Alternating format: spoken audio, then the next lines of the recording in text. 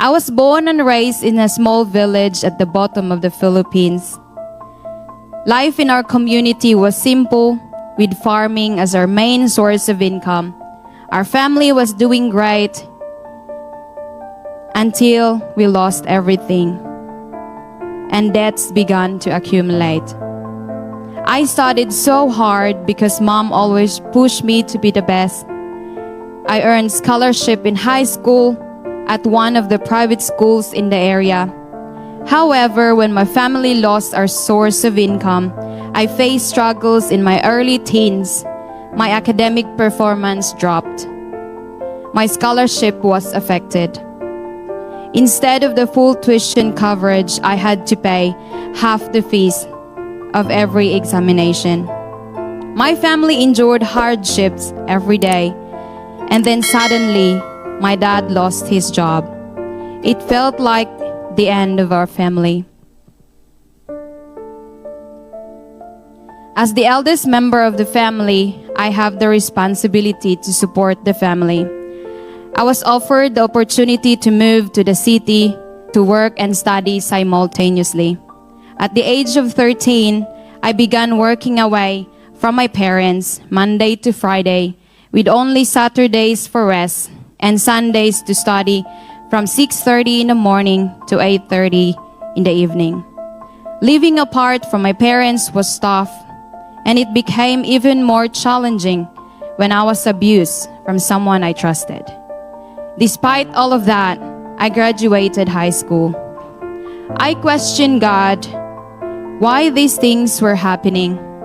I always hear a still small voice, thinking it was just my head, to just trust Him and persevere.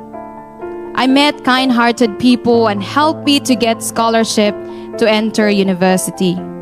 They were angels in disguise. They didn't just help me to get into university, but also bought some stuff for me to get started. My father died on my first year in the university. That's where I lost it. I lost hope and everything. I can't keep on going. My dad was one of my inspirations. I blamed God. And I thought, I must be a bad person. This is my punishment.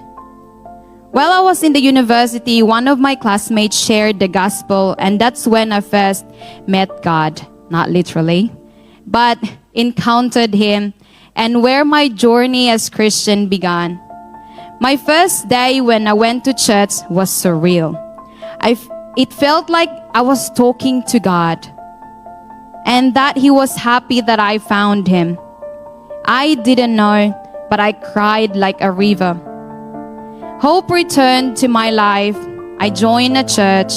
I met Eric, who was dedicated to serving God despite his own challenges. So Eric is my husband. Witnessing his faithfulness, I realized that despite my own struggles, I had much to be grateful for.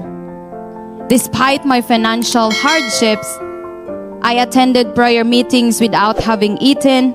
I walked from unit to church, giving whatever little I had in my pocket as an offering every Sunday, trusting that God would bless me and provide for me. Sometimes, I check my pocket, I only have 5 pesos.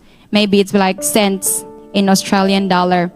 But I just said, I give it to you, Lord. I'll trust you. I learned to serve in the kids ministry and was taught to sing and lead worship by my pastor. Despite my prior belief that I was a terrible singer, I just couldn't believe that I can sing. God gave me a new purpose in life. After graduating from university and marrying my husband, we had a son.